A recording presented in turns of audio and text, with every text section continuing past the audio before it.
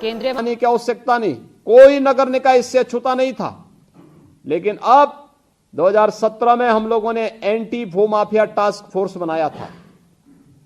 Anti भूमाफिया task force का गठन होने के बाद आज आप प्रदेश के अंदर देख रहे होंगे कि एंटी भूमाफिया टास्क फोर्स के गठन के बाद किस तरीके से परिवर्तन आया है कि आज प्रदेश के अंदर सभी माफियाओं पर सरकार कैसे उनकी अकूत संपत्ति जो उन्होंने सार्वजनिक संपत्तियों पर, सरकारी संपत्तियों पर, व्यापारियों की संपत्ति पर, गरीबों की बस्तियों पर कब्जा करके अपने निर्माण किए थे, आज सरकार का बुलडोजर उन अवैध निर्माणों पर चल रहा है।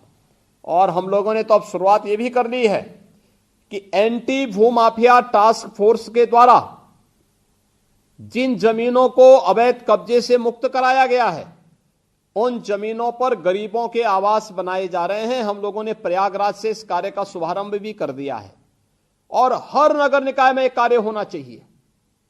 हर नगर निकाय में गरीबों के लिए सस्ते आवास, फ्री में आवास, गरीबों के लिए, अधिवक्ताओं के लिए, शिक्षकों के लिए, चिकित्सकों के लिए, व्यापारियों के लिए, समाज के प्रत्येक तबके के लिए इस प्रकार की आवासीय सुविधा मिलनी चाहिए। क्योंकि इसमें जब हम किसी भूमाफिया से जमीन कब्जे से मुक्त कराते हैं तो वह जमीन हमें मिल जाती है, हम उसमें आवासीय सुविधा देंगे तो उसमें सस्ते में आवासीय सुविधा का लाभ प्रत्येक व्यक्ति को प्राप्त हो सकता है और प्रयागराज ने इसकी शुरुआत की है। दूसरा, स्ट्रीट वेंडर शहरी क्षेत्र में बड़े पैमाने पर रहते थे, लेकिन स्ट्रीट वेंडर की पिछली सरकारों ने कोई ध्यान नहीं दिया था। हम धन्यवाद देते हैं प्रधानमंत्री मोदी जी को, जिन्होंने पटरी व्यवसायियों को, पथ विक्रेताओं के जीवन में परिवर्तन लाने के लिए प्रधानमंत्री स्वनिधि योजना लागू की और कोरोना कालखंड के अंदर प्रदेश के अंदर 7.5 लाख पटरी व्यवसायियों को बैंकों से लोन उपलब्ध हुआ। उन्होंने अपना व्यवसाय प्रारंभ किया और आज उनका परिवार आर्थिक स्वावलंबन की दिशा से आगे बढ़ रहा है। 7.5 लाख पटरी व्यवसायी, यानी सीधे सीधे 40 लाख से ज्यादा लोग इससे लाभान्वित हुए हैं।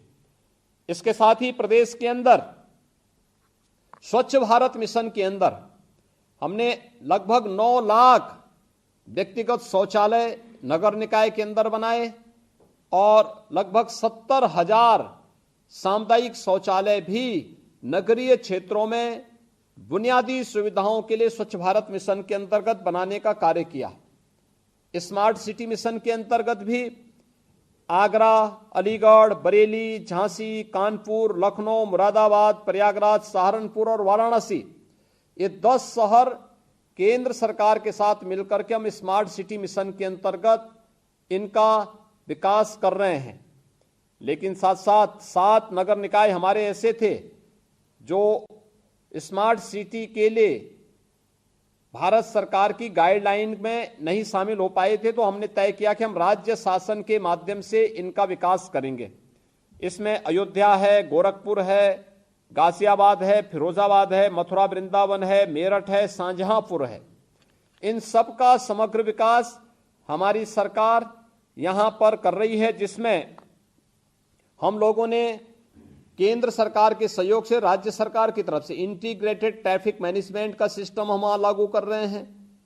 हम लोगों ने वहां पर कैसे विकास की विभिन्न योजनाओं को इसके साथ जोड़ने का कार्य किया है, आज ये किसी से छुपा हुआ नहीं है। स्मार्ट रोड बनाना, इसमें ITMS का है, स्मार्ट रोड का है, स्मार्ट पार्किंग का है, स्मार्ट स्कूल का है, सेफ सिटी योजना के साथ इसको जोड़ने का कार्यक्रम है।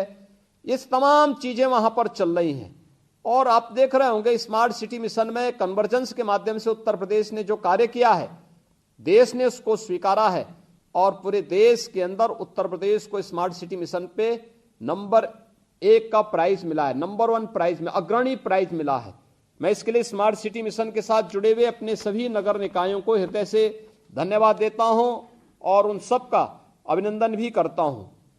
अमृत योजना ये भारत सरकार की एक दूसरी महत्वपूर्ण योजना है, जिस योजना के माध्यम से हम नगरीय क्षेत्रों में वहां के पार्कों के विकास की व्यवस्था करने, वहां पर पेयजल की योजनाओं को लागू करने, सीवर सिस्टम को ठीक करने और तमाम अन्य कार्यक्रम वहां पर चल रहे हैं। 60 ऐसी सिटी प्रदेश के अंदर हैं जो अमृत योजना के अंतर्गत चयनित की गई हैं और वहां पे बुनियादी सुविधाएं उपलब्ध करवाने में भारत सरकार और राज्य सरकार मिलकर के कार्य कर रही हैं।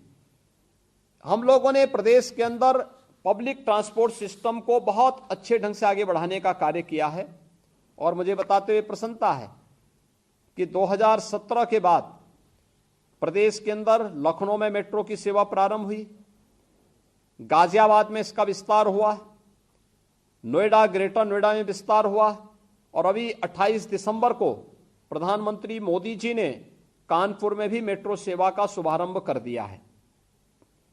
आगरा में मेट्रो पर तेजी के साथ कार्य चल रहा है। इलेक्ट्रिक बस सेवा हम प्रदेश के अंदर तेजी के साथ उसका विस्तार कर रहे हैं। अभी इलेक्ट्रिक बस सेवा लखनऊ में प्रारंभ हो चुकी है, गोरखपुर में प्रारंभ हो चुकी है और प्रदेश के अन्य तमाम महानगरों में हम तेजी के साथ इसका विस्तार करने जा रहे हैं। ये इस बस में बैठेंगे तो आप इस बात को देख सकते हैं कि इस बस में बैठने का मतलब क्या है। न उसमें कोई धुआं है, न कोई उसमें किसी प्रकार की आवाज है। वो चुपचाप वो बस चलती है, बहुत अच्छी चलती है। न उसमें डीजल का खर्चा, न उसमें पेट्रोल का खर्चा, न उसमें किसी प्रकार का अन्य कोई खर्चा। बिजली से यानी चार्जिंग स्टेशन होते हैं, चार्जिंग करके ही वह बस सेवा अपनी प्रारंभ हो सकती है। बहुत अच्छी बस सेवा है और मुझे लगता है कि ये बदलते हुए उत्तर प्रदेश और बदलते हुए भारत की एक वह तस्वीर प्रस्तुत कर रहा है जो आज हर एक नगर निकाय के लिए आवश्यक है। इसके साथ ही मुझे बताते हुए प्रसन्नता है कि प्रदेश के हमारे 2 नगर निकाय ऐसे हैं जिन्होंने अपने म्युनिसिपल बॉन्ड भी जारी करवाए हैं, जिसमें एक लखनऊ है और दूसरा गाजियाबाद है। ये किसी भी नगर निकाय के लिए, क्योंकि जब हम लोग बॉम्बे स्टॉक एक्सचेंज के माध्यम से अपना बॉन्ड जारी करवाते हैं तो पहले उनकी व्यापक स्क्रीनिंग होती है, उसके लिए कुछ मानक होते हैं। उन मानकों पर खरा उतरने के बाद ही कोई नगर निकाय बॉन्ड जारी करवा सकता है और ये दोनों नगर निकाय इस दिशा में कदम बढ़ाए हैं। इनके वहां पर बॉन्ड जारी हुए हैं तो म्युनिसिपल बॉन्ड जारी करने का यह कार्य ऐतिहासिक कार्य है। इसके साथ ही निराश्रित गौ आश्रय स्थलों के निर्माण की कार्रवाई का कार्य भी नगर निकायों ने बेहतर तरीके से आगे बढ़ाने का कार्य किया है। बहुत सारे अन्य कार्य हैं जो हम लोगों ने प्रत्येक नागरिक के जीवन में परिवर्तनकारी बनाने की दिशा में नगर निकाय क्षेत्र में प्रारंभ किए हैं। और मेरी आज आप सबसे यही अपील होगी कि हमारे प्रदेश की लगभग 23 से लेकर 25% आबादी नगरीय क्षेत्रों में निवास करती है और नगरीय क्षेत्रों में निवास करने वाली इस बड़ी आबादी को लेकर के हम लोगों को एक बेहतर प्रयास प्रारंभ करने चाहिए और बेहतर प्रयास की दिशा में इस 1/4 आबादी के जीवन में परिवर्तन लाने के लिए हम सबकी एक सामूहिक जिम्मेदारी बनती है। कोरोना महामारी है तो स्वाभाविक रूप से कोरोना महामारी का ज्यादा प्रभाव भी नगरीय क्षेत्रों में ही है, क्योंकि फ्रीक्वेंट आवागमन नगरीय क्षेत्रों में ज्यादा है।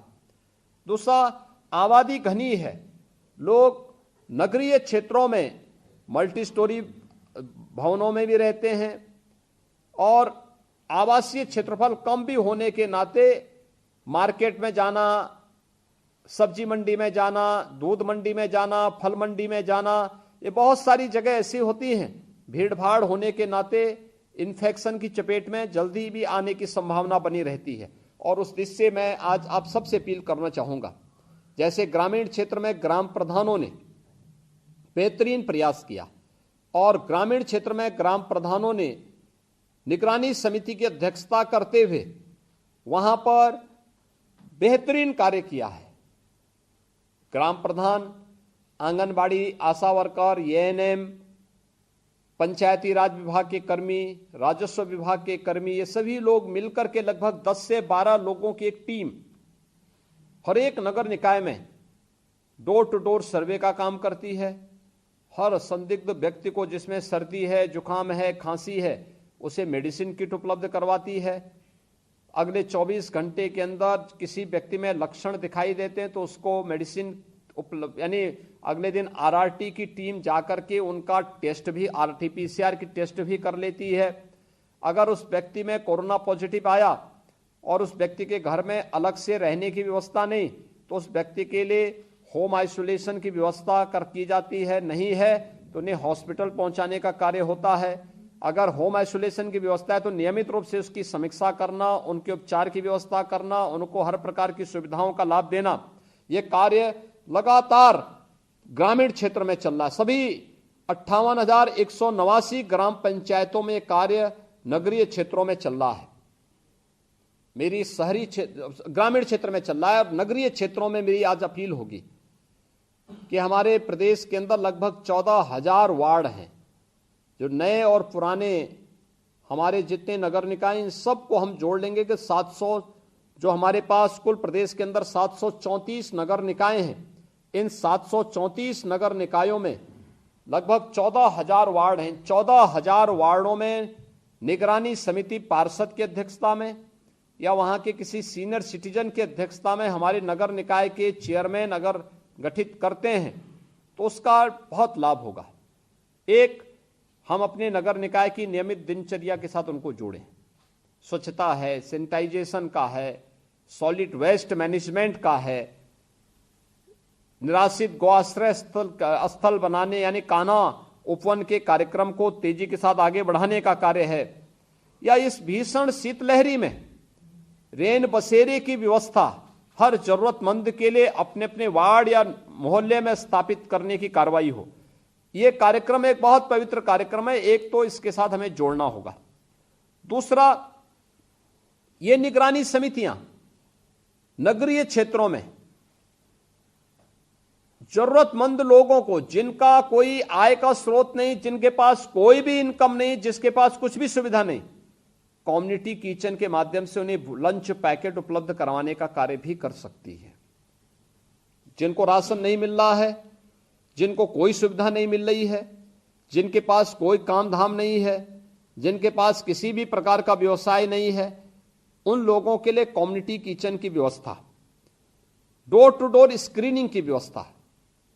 हर दिन निगरानी समिति एक बार बैठे, 10 लोग हैं, अगर 100 घर ले लेंगे कि हमें इन 100 घरों में आज स्क्रीनिंग करनी है। 100 घर नहीं भी लेते, 25 ही घर भी ले लेंगे तो 25 घर आज, 25 कल, 25 परसों, तो पूरा मोहल्ला मुझे लगता है कि एक सप्ताह में कवर हो जाता है।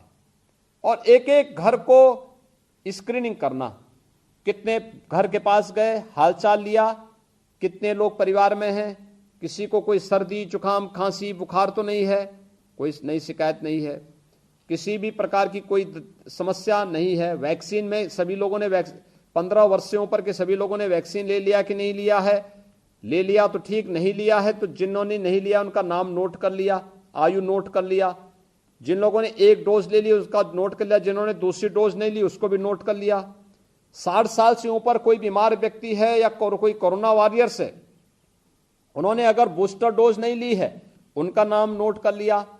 और ये अगर एक एक मोहल्ले में जाकर के उस सूची को उसी दिन पूरा करते हुए अगर आप इंटीग्रेटेड कोविड कंट्रोल सेंटर को प्रतिदिन बताएंगे तो अगले दिन वैक्सीन की डोज उन्हें उपलब्ध करवाने के लिए अगर ज्यादा संख्या है तो उस मोहल्ले में बूथ बनेगा, ज्यादा संख्या नहीं तो इन लोगों को वहां बुलवाने की व्यवस्था होगी, इनको कॉल होगा, ये लोग वहां जाएंगे, वहां वैक्सीन लगा लेंगे। देखिए, हमें इस बात को ध्यान रखना होगा कि ये जो आपका ये कार्य है ना, ये बहुत पवित्र कार्य है। और ये पवित्र कार्य सेवा का इस विपत्ति के समय यानी इस आपदा के समय लोगों के लिए ईश्वरीय आशीर्वाद होगा आपके माध्यम से कि आपको ये सौभाग्य प्राप्त हो रहा है कि आप उन लोगों के जीवन में उनके जीवन को बचाने के लिए अपना योगदान दे रहे हैं। और एक पार्षद के रूप में, एक चेयरमैन के रूप में, एक महापौर के रूप में आपकी एक बड़ी जिम्मेदारी हो, यानी आपको बड़ा यश इसका प्राप्त होगा कि मेडिसिन उपलब्ध करवा देना, डोर टू डोर जाकर के मेडिसिन उपलब्ध करवाने में अपना योगदान दे देना, डोर टू डोर जाकर के टेस्ट करवा लेना, डोर टू डोर जाकर के वैक्सीन उपलब्ध करवा देना। यह अपने आप में बहुत पवित्र कार्य होगा। और उस पवित्र कार्य के साथ जोड़ने के लिए आज मैं आपके पास आया हूं इसके अलावा सार्वजनिक स्थानों पर हम लोग नगर निकाय के अंदर देख सकते हैं, भीड़ भाड़ वाले स्थान पर हमें देखना होगा कि वहां पे भीड़ भाड़ वाले स्थान पर लोग बिना मास्क के चलते हैं, भीड़ भाड़ लगाए रहते हैं, घंटों खड़े हैं। अगर वे सभी लोग या तो भीड़ ना लगाएं और नगर निकाय में कहीं भी कोई बाहर, घर के बाहर निकल रहा है तो मास्क लगा करके चलें, तो इन्फेक्शन से बचे रहेंगे। अगर स्वयं इन्फेक्शन से बचे रहेंगे तो परिवार के लोग भी बचेंगे। कोई कहीं आपदा के कारण कहीं प्रकार की जनहानि, धनहानि की संभावना ना के बराबर रहेगी। और मेरी आज आप सबसे यह अपील होगी कि अपने अपने नगर निकाय में इस उत्तरदायित्व का निर्वहन आप सभी करेंगे। इसके लिए मैं सभी लोगों से अपील करूंगा कि एक निगरानी समिति सभी प्रदेश के अंदर 14,000 वार्डों में सक्रिय होकर काम करें। मेरी मेयर, चेयरमैन से इस बात की अपील होगी, जहां पार्षद हैं वहां पार्षदों को जिम्मेदारी दें, जहां पार्षद नहीं है, नए क्षेत्र जुड़े हैं, वहां पे वहां के पूर्व प्रधान होंगे, कोई सीनियर सिटीजन की एक टीम बना करके इस दायित्व को उन लोगों को देने की आवश्यकता है।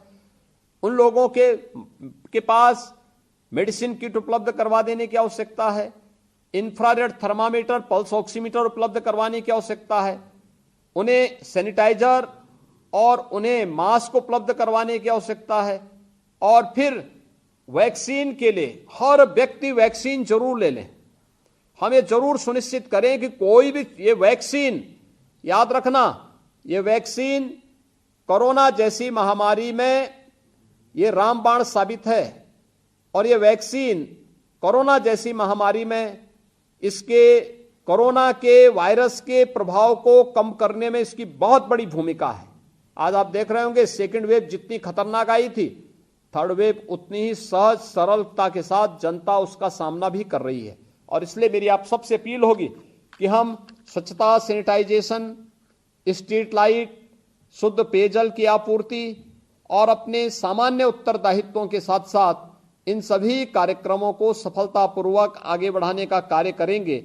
देखिए, कोरोना का थर्ड वेव खतरनाक नहीं, लेकिन इससे भागने की आवश्यकता नहीं।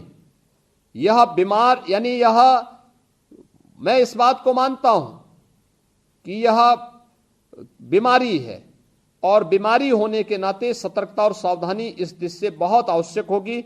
और इस सतर्कता और सावधानी के लिए आप सबसे मैं अपील करूंगा कि हम लोग घर घर जाकर के एक एक व्यक्ति के जीवन को बचाने के लिए अपना योगदान देंगे।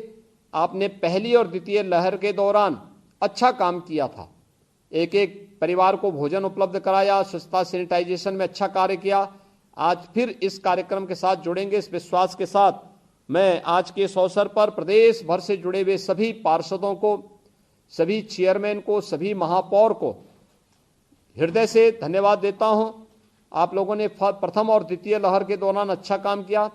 इस तृतीय लहर के दौरान भी आप लोग अपना बेहतर प्रदर्शन करने का कार्य करेंगे। इस विश्वास के साथ मैं आप सबको हृदय से धन्यवाद देता हूं और आह्वान करूंगा कि एंटी भूमाफिया टास्क फोर्स ने जैसे सरकारी भूमि को, सार्वजनिक भूमि को भूमाफियाओं से और पेशेवर माफियाओं से मुक्त करा करके गरीबों के लिए आवास सुविधाएं उपलब्ध करवाई, प्रयागराज में प्रारंभ किया है, ऐसे हर नगर निकाय के में भी इस प्रकार के कार्यक्रम आगे बढ़ने चाहिए। आप सबको एक बार फिर से मेरी शुभकामनाएं। धन्यवाद। जय हिंद। धन्यवाद सर।